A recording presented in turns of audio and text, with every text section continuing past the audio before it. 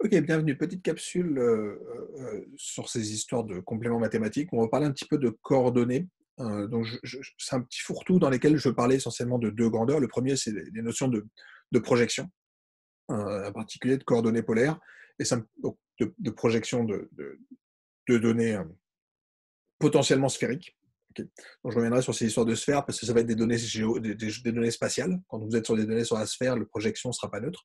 Et l'autre point dont je voulais parler aussi, c'était ce qu'on appelle les données circulaires.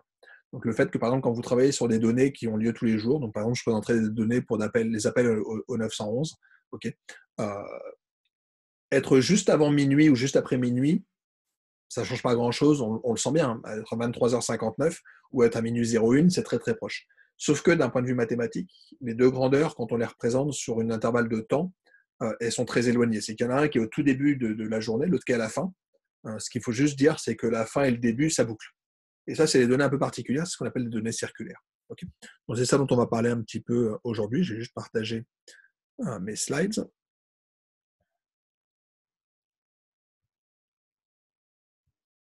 Pas du tout. Je vais sur mon Zoom. OK. Donc, 423, les coordonnées. OK. Donc, derrière se cachent aussi des problèmes de projection. Donc, on en parlera un tout petit peu. Je pense que j'en parlerai plutôt à la fin. OK. Donc, le fait que quand vous avez des données sur la sphère, et donc c'est-à-dire des données en latitude, longitude, on a des petits soucis parce que c'est pas si simple que ça. Et en particulier, et c'est pour ça que j'ai présenté cette carte, on a des soucis quand on est sur des données proches du pôle. Donc le pôle est ce qu'on appelle il y a un problème topologique qui est que c'est un point de discontinuité. Okay, c'est un point pour lequel, quand vous regardez les coordonnées en x, y, des points qui semblent très éloignés sont en fait très très proches.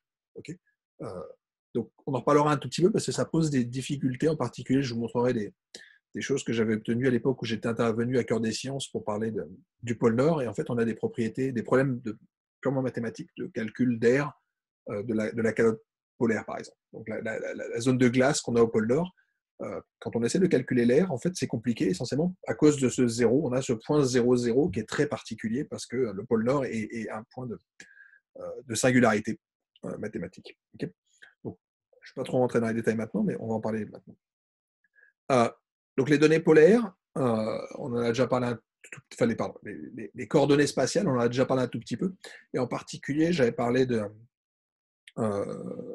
premier souci qu'on avait quand on travaillait sur les données spatiales, c'est le fait que la distance n'est pas neutre.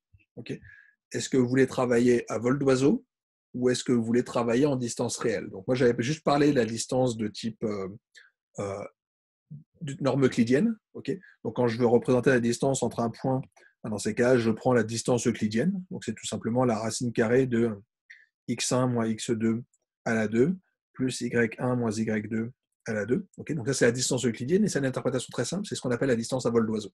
Okay, c'est quand vous me donnez deux points sur le plan. Alors, je le fais localement ici. Okay, on va arriver sur le globe progressivement. Là, quand je suis local, ici, je suis à Londres. Okay, deux points, je peux prendre les coordonnées en latitude, longitude et prendre la distance. Il n'y a pas de souci. Ça marchera. Okay, j'ai une interprétation directe en termes de distance euclidienne parce que localement, la Terre, elle est quand même plate. Okay, donc, quand je travaille juste sur l'onde, je peux supposer que ma Terre est plate.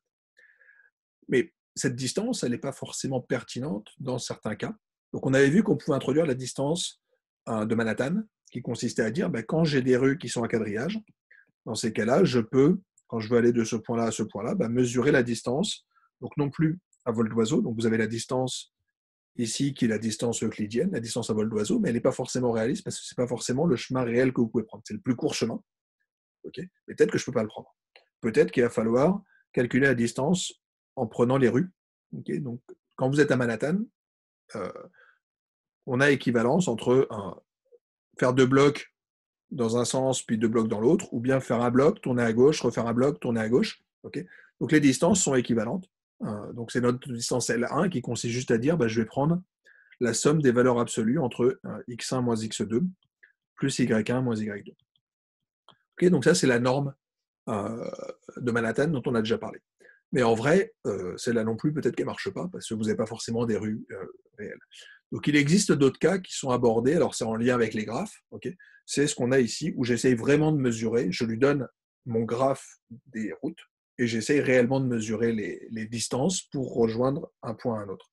Donc, c'est un exemple qui est abordé dans le cas. Alors, c'est un vieil exemple classique de données euh, et de data vis. C'est l'exemple de John Snow, qui était un docteur à Londres, et l'épidémie de choléra au 19e siècle. Okay, donc, on avait une épidémie de choléra, et ce qu'avait fait John Snow, c'est cette carte qui est en haut à droite, pour lesquelles il avait recensé toutes les personnes qui avaient eu des cas de choléra et qui étaient décédées. Okay, et ce qu'il avait montré, et c'est vraiment un exemple que tout le monde reprend dans les cours de data vis et de data science, c'est le premier cas pour lesquels, à partir des données brutes, John Snow a élaboré une théorie qui s'est avérée juste, qui est en fait que ce qui cause la transmission du choléra, ce sont les points d'eau. C'est l'endroit où les gens allaient chercher de l'eau à la fontaine. Donc ce qu'il avait regardé, c'était où étaient les fontaines, qui allait chercher de l'eau à quelle fontaine, et montrer qu'il y a certaines fontaines qui étaient contaminées et qui ont diffusé l'épidémie. Okay, donc c'est vraiment ce qui est représenté ici. Vous avez un puits, donc le numéro 7, et vous avez différentes habitations, vous avez des personnes qui sont décédées. Et donc vous avez la distance d'une personne au puits, okay, à gauche, qui est la distance réelle, les gens vont à pied chercher de l'eau, ou la distance à vol d'oiseau. La distance à vol d'oiseau, elle n'est pas forcément pertinente, sauf qu'elle est plus simple à tracer. Donc on récupère ces graphiques, le graphique de gauche qui me donne des clusters, en fait, qui sont les points les plus proches de chacun des puits en distance réelle. Donc, non pas à vol d'oiseau, mais en distance réelle. Et à droite, au contraire, je suis à vol d'oiseau. Ce qui n'est pas forcément très pertinent. Par exemple, le puits 12, okay, on a l'impression qu'il y a deux individus qui auraient pu être proches à vol d'oiseau, mais en fait, techniquement, il n'y en a qu'un seul qui aurait intérêt à y aller, parce qu'en y allant à pied, l'autre individu va plutôt aller au puits 10. Okay, donc, les distances réelles ne sont pas forcément équivalentes à celles des distances euclidiennes. Okay, donc tout ce qu'on fait, nous, depuis le début, je vous parle beaucoup de géométrie euclidienne parce que ça a du sens, mais quand on est vraiment sur des problèmes de géographie, c'est parfois pas forcément très pertinent. Et à partir de là, je peux jouer. Donc, on avait parlé des graphiques de Voronoi, en particulier quand je vous présentais les distances, c'est-à-dire quand vous avez une distance de type euclidienne, donc c'est les courbes d'en bas, okay, quand vous vous donnez deux puits et vous vous demandez c'est quoi les endroits de la ville qui sont les plus proches de chacun des deux puits, ce qu'on sait, c'est que la distance la plus proche, elle est tout simplement observée en prenant la médiatrice. Okay, donc, les points qui sont sur la médiatrice sont à équidistance de chacun de mes deux puits. Si jamais je suis d'un côté de la médiatrice, dans ces cas, je vais plutôt aller vers ce puits-là. Si je suis de l'autre côté, je vais plutôt aller vers l'autre puits. Okay, donc, c'est vraiment le découpage standard de la géométrie classique. Okay, sauf que quand je le fais sur des distances réelles, on voit que ça dépend où vous êtes. Okay, donc, en fonction des rues, en fonction de la manière dont on peut se déplacer, on voit que mon graphique réel de séparation de l'espace, il n'est pas le même. D'accord ? Donc, quand on commence à travailler sur des coordonnées réelles sur une carte avec un maillage de route, dans ces cas-là, la géométrie, elle est beaucoup plus tordue que celle qu'on a tout simplement en faisant des choses euclidiennes. Okay, mon graphique de Voronoi, qui consiste à séparer l'espace, alors de mémoire, entre le graphique de gauche et le graphique de droite, je supprime un puits. Donc, je supprime le puits 7 et je me demande comment est-ce que les gens vont se répartir. Okay, donc, ça peut être aussi des exemples classiques quand vous voulez travailler sur de l'implantation de magasins. Okay, vous voulez mettre un fast-food. Où est-ce que vous allez le mettre? Où est-ce qu'il va prendre des clients? Okay, c'est avec ce genre de graphique qu'on va le faire. Qu'est-ce qui se passe si jamais vous enlevez un hôpital? Okay, vous avez ici une ville qui est découpée avec plusieurs hôpitaux. Qu'est-ce qui se passe si je supprime un hôpital? Comment est-ce que la population va se répartir sur les différents hôpitaux? Qu'est-ce que ça va causer sur certains et sur d'autres? Donc, ça, c'est des choses assez standards, en fait, quand on travaille en économie spatiale ou sur toutes sortes de problèmes spatiaux où on veut vraiment tenir compte de la distance entre les endroits où sont les acheteurs et les endroits où sont les vendeurs. Okay, donc, graphique de Voronoi standard, c'est celui de gauche, enfin, en tout cas celui du bas, okay, où mes régions vont être découpées par des droites, des morceaux de droite, tout simplement à cause de la propriété qu'on a au milieu, qui est que la distance la plus proche entre la région qui sépare deux points, c'est toujours une ligne droite. Okay, sur cette ligne droite, on sera à équidistance entre chacun des deux puits. Mais en distance réelle, ce n'est pas le cas. En distance réelle, on passe de ce graphique de Voronoi à quelque chose d'un peu plus tordu. Okay, alors qu'on pourrait encore appeler un Voronoi, sauf que je ne suis plus sur une distance euclidienne, je suis vraiment sur une distance réelle en marchant. Okay, et donc, c'est sûrement celle-là qu'il faut regarder pour les puits pour voir un peu, par exemple, l'offre et la demande. Okay, donc, je vous renvoie aussi vers un papier d'ailleurs qu'on avait déposé où on a tous les codes en R pour le faire, où nous on travaille sur justement de l'affectation des femmes enceintes et des maternités, pour essayer de comprendre où est-ce qu'il y a trop de demandes et où est-ce qu'il n'y en a pas assez. Ok, pas assez. Ou est-ce au contraire, il y a trop de lits versus le nombre de femmes enceintes. Okay. Et puis on le fait aussi sur des stations essence pour essayer de comprendre les prix, pour me dire, il y a certains endroits où il y a beaucoup de demandes d'essence, d'autres où il y en a beaucoup moins, et voir est-ce que ça a une influence sur les prix. Okay.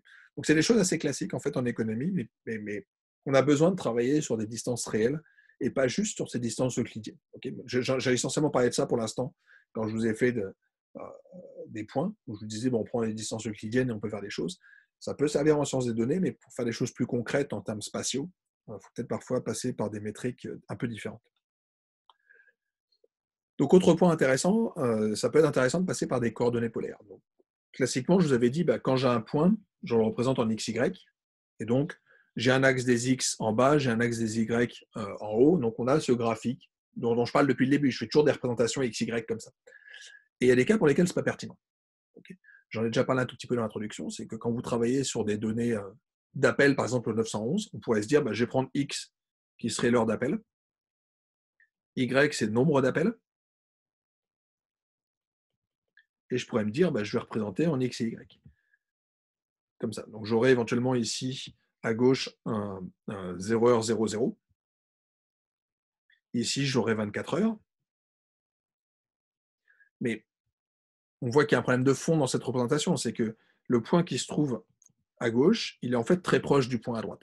Donc en fait, et ça c'est perturbant, parce qu'on aime cette idée de proximité. Si jamais je vous dis que deux points sont proches dans le plan, c'est qu'ils sont proches pour de vrai. Et là, le problème, c'est que le point qui se trouve là, en fait, il est proche du point le plus éloigné, tout simplement parce qu'en fait, ça se recoupe. Okay, et c'est la même chose sur la sphère. Si jamais vous prenez des données sur la Terre, okay, si jamais vous regardez des points, donc vous passez par rapport au méridien de Greenwich, okay, donc vous êtes à 0, vous vous dites, si jamais je me déplace de 180 degrés vers l'est, je vais arriver très très loin, je vais me déplacer de l'Angleterre vers le Japon, en passant par l'Europe puis l'Asie. Okay. Vous pouvez vous dire, je peux me déplacer de 180 degrés de l'autre côté, donc je vais traverser l'Atlantique, puis l'Amérique, et puis retraverser le Pacifique. Mais en fait, quand vous déplacez de 180 à gauche, 180 à droite, j'ai deux points qui sont très très éloignés. Okay, vous voyez sur mes deux doigts, ils sont très éloignés. Mais en fait, techniquement, j'ai fait le tour de la Terre, donc en fait, mes deux points sont rigoureusement égaux. Ils sont confondus. D'accord. Donc ça pose un vrai souci de continuité en particulier. C'est que si jamais je vous fais une prévision d'une valeur proche de là, elle devrait être proche de celle qu'on a aussi à gauche. Okay. Donc ça, c'est perturbant parce que, et encore une fois, je vous renvoie à la capsule vidéo sur le lissage. Quand je vous dis qu'on fait du lissage, c'est qu'on se place au voisinage d'un point X. Et le problème, c'est là que je suis en train de vous dire que le voisinage du point qui est là, en fait, il est de l'autre côté.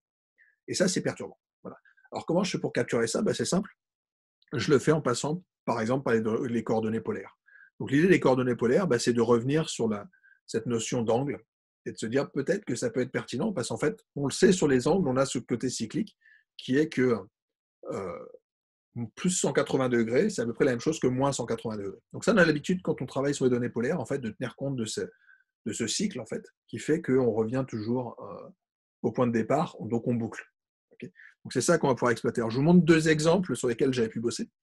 Le premier, c'est les appels au 911, où j'essaie de comprendre quand est-ce qu'il y a plus d'appels au 911. Donc je vous ai fait ça sur quelque chose de circulaire, parce que ce sont des données cycliques. Okay. Donc ce que je dis, c'est qu'à 0h00, on est très proche de 23h59. Okay. Et donc je regarde la distribution. Alors, classiquement, si jamais j'étais sur 0,24, je représenterais la densité d'appels comme ça, par exemple.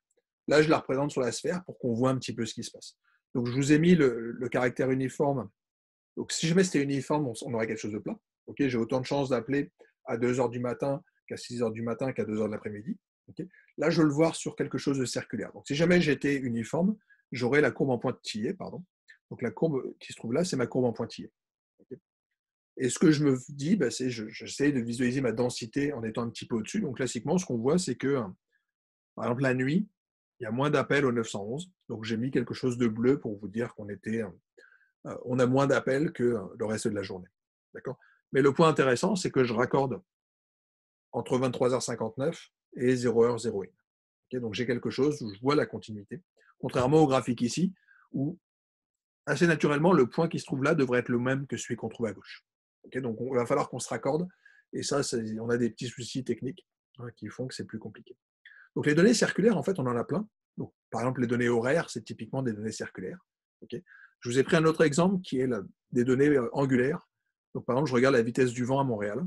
Ok, donc, je peux récupérer des vitesses de vent. Et ce qu'on voit, c'est qu'on a plutôt un vent, euh, je ne sais pas dans quel sens il se déplace, mais qui va plutôt dans un axe nord-est-sud-ouest. Okay, donc, il y a plus de vent dans cette direction-là ou dans l'autre. Okay, de mémoire, c'est l'aéroport de Trudeau, okay, où il y a une station météo, comme dans tous les aéroports. Et donc, on a ces données-là. Donc, les données circulaires nous permettent de raccorder, parce qu'encore une fois, sinon, je prendrai un angle, je le prends entre 0 et 360 degrés, et il faut bien comprendre que 360 et 0, c'est en fait le même point. D'accord. Donc, l'idée des données circulaires, les voir en circulaire, ça peut être important. Okay, donc, juste, voilà, j'aurais peut-être pu mettre cette partie dans la partie données, juste pour vous dire, attention, il y a des données un peu particulières, mais c'est un problème essentiellement de projection et de comment est-ce que vous les représentez. Okay, donc, voilà. Autre point, les données sur la sphère, dont j'en ai déjà parlé un tout petit peu. Donc, les données sont toujours données en latitude-longitude. Okay, mais en fait, cette latitude-longitude, encore une fois, c'est des données, ça veut dire que vous représentez en XY. Okay, et le problème important dans ces latitudes-longitudes, c'est que quand vous prenez un Y qui vaut 90 degrés nord, vous êtes au pôle nord. Et en fait, tous les points qui sont ici sont un point unique, c'est le pôle nord. Donc en fait, le point qui va se trouver à 90 degrés nord sur le méridien de Greenwich, ou alors à l'opposé du méridien de Greenwich, en fait, c'est le même point. C'est juste que vous avez fait le tour de la Terre, mais le tour de la Terre, quand vous êtes au pôle nord, vous le faites instantanément. Okay, donc c'est un problème qui peut paraître un peu topologique. On pourrait dire, on s'en fout, c'est pas très grave, c'est des trucs de mathématiciens, mais en fait, ça pose un souci, par exemple, quand vous voulez, et encore une fois, je vous l'ai dit, quand j'avais calculé l'air de la calotte glaciaire au pôle Nord, je me suis retrouvé avec des aires négatives. Et ça m'a perturbé. Donc, je m'étais dit, il doit y avoir un problème dans mes calculs. Mes calculs étaient justes. C'est juste que ça marche à condition que 0 ne soit pas au centre, en fait, du polygone. Et c'est un peu ce que je représente avec ces courbes-là, où je m'étais dit, je vais juste prendre 3 points et je vais créer un triangle. Okay, donc, on va imaginer un triangle dans l'espace, mais c'est un triangle sur la sphère. Okay, donc, j'essaie de relier les points par le plus court chemin qui passe par la sphère. Donc, ici, par exemple, j'ai pris 3 points au Canada, enfin, il y en a peut-être un aux États-Unis, mais le reste au Canada. Donc, j'ai créé cette surface-là, et en fait, je peux calculer l'aire de ce triangle. Okay, donc, ça, il n'y a pas de souci. Le problème, c'est quand tout d'un coup, vous commencez à avoir des aires, donc des triangles qui englobent le pôle Nord, et dans ces cas-là, on voit qu'il n'arrive pas du tout à tracer l'aire. Il n'est pas capable de construire le triangle, en fait. Et c'est un problème purement de singularité du fait qu'il n'est pas capable de construire le triangle qui contient le pôle Nord. Voilà. Donc c'est un problème mathématique qui est un peu perturbant, mais qui a des applications concrètes, en particulier quand vous travaillez sur le pôle Nord. Okay, donc ça, c'est aussi un problème assez récurrent quand vous travaillez sur les modèles climatiques. Okay, sur les modèles climatiques, on voit toujours ces cartes où on voit le pôle Nord qui a une intensité anormale, mais en fait, ce qu'il faut bien comprendre, c'est que vous avez des zones qui sont très, très, très, très rouges, mais qui en fait sont juste un point. Okay, donc on a l'impression d'une zone énorme, mais qui en fait est géographiquement toute petite. Okay, donc je ne suis pas là en train de nier quoi que ce soit. Je suis vraiment juste en train de vous dire, d'un point de vue visuel, il y a quelque chose de trompeur sur lequel il faut faire très attention. D'accord. Donc ces histoires de projection, elles sont importantes. Alors, par exemple, ici, je vous ai pris donc, les histoires de représentation, c'est ce qu'on appelle les CRS, les Coordinate Representation System. Je pense que j'ai fait une typo ici, qui consiste à dire que quand vous voulez projeter vos données, il y a plusieurs modes de représentation. Okay, je vous renvoie à la première slide que je vous montrais tantôt, où on voyait la Terre qui était découpée suivant quelque chose d'un peu une espèce d'éventail. Okay, ici, je vous ai mis 4 modes de représentation du Canada, et je vous ai fait les courbes d'isodistance. Okay, donc, de mémoire, la première zone au centre, ça doit être plus ou moins peut-être 100 km autour du centre, puis 200 km, puis 500 km, puis 1000 km, quelque chose comme ça. Et ce qu'on voit, c'est, si jamais vous raisonnez de manière un peu logique, avec une distance euclidienne, normalement, c'est des cercles. Okay, sauf que quand vous projetez des cercles avec différents modes de représentation, vous n'avez pas la même chose. Okay, donc en particulier, avec cette mode de représentation, on voit qu'on est beaucoup plus aplati sur la dimension nord-sud. Okay, ici, on a quelque chose de parfait sur le deuxième. Okay, donc j'ai vraiment des cercles qui sont concentriques. Okay, mais il n'y a aucune raison pour que votre représentation vous donne des cercles concentriques. On aimerait bien, c'est plus joli, Mais il faut juste comprendre que ce n'est pas forcément le cas. Donc les modes de représentation, de projection, vont avoir un impact énorme quand vous travaillez sur des grosses distances, donc en particulier si vous travaillez au niveau du Canada tout entier, ou quand vous représentez la Terre. Il faut faire très attention à ce que vous avez visualisé, parce que vous allez avoir des formes qui vont être perturbées, parce qu'on a choisi un mode de projection. On est encore fondamentalement dans des problèmes de projection qui sont différents. Et je vais juste finir avec une toute petite discussion sur les données spatiales. Les données spatiales, c'est quoi? C'est essentiellement un fond de carte. Un fond de carte. Et un fond de carte, c'est quoi? C'est 3 types d'objets. C'est des points, c'est des courbes et c'est des surfaces. Donc, je vous ai mis ici un exemple que j'avais fait pour un site de géographie où j'essayais de montrer qu'en fait, on n'a peut-être pas besoin de fond de carte et qu'en fait, des fois, visuellement, juste avoir des points, juste avoir des droites ou juste avoir des polygones suffit à comprendre parfaitement de quoi on parle. Donc, sur la partie en haut à gauche, vous reconnaissez la Terre et en fait, ce sont les plus grandes villes, de mémoire, les villes de plus de 100 000 habitants, je crois, dans le monde. Donc, on voit qu'on est capable de représenter ces points-là. Et ces points, encore une fois, ils sont donnés en latitude, longitude. Donc après, je peux changer mon mode de projection. Ici, j'ai pris toujours le même mode, qui doit être un truc à la Mercator. Donc, je représente juste mes points. Donc, ma base de données, ici, quand vous avez des points, c'est juste que vous avez une ville, I, et vous avez latitude, longitude. Donc ça, c'est le mode le plus standard, et c'est typiquement ce qu'on a avec les données de John Snow. On a les endroits des maisons, donc les localisations, latitude, longitude des différentes maisons de Londres où il y a eu des personnes décédées du choléra. Autre objet, ça peut être des droites, ou des morceaux de droite, ou des segments. Donc c'est ce qu'on va avoir typiquement sur des fleuves, où ce que vous allez avoir, c'est un fleuve I qui va avoir une collection de points, donc XI1, YI1, puis on va avoir XI, N, YIN. Donc toute cette collection de points va me donner des segments de droite qui vont me permettre de construire un petit fleuve. D'accord? Donc je vais avoir un premier point, puis un autre point, puis un autre point, puis un autre point, puis un autre point. D'accord? Donc en reliant ces points, on va reconstruire le fleuve. Ça marche aussi pour les routes. Donc les routes qui est en bas à gauche, c'est un autre exemple de cas où les données. Donc les données, on va les récupérer sous forme de fichiers un peu particuliers. C'est des fichiers SHP qui vont contenir ces informations. Donc vous allez avoir des individus qui sont des routes ou des individus qui sont des fleuves. Et donc un individu est constitué d'une collection de liste de valeurs. En 2 dimensions, X et Y, puis encore une fois, on est dans un problème spatial. Donc ça va être un autre type d'objet spatial, c'est ces segments. Et c'est quelque chose d'assez simple. Donc on peut avoir des routes. Donc typiquement, c'est ce qu'on a utilisé quand on était sur l'exemple de Jon Snow. Et l'autre type de données, ce sont les polygones. Alors, je vous l'ai mis ici, mais en fait, j'aurais pu prendre quelque chose de plus intelligent. C'est juste la projection des différents pays. Donc, vous tapez carte du monde pays sur n'importe quel moteur de recherche et vous cherchez des images, et vous allez avoir les contours des pays. Les contours, c'est typiquement des polygones.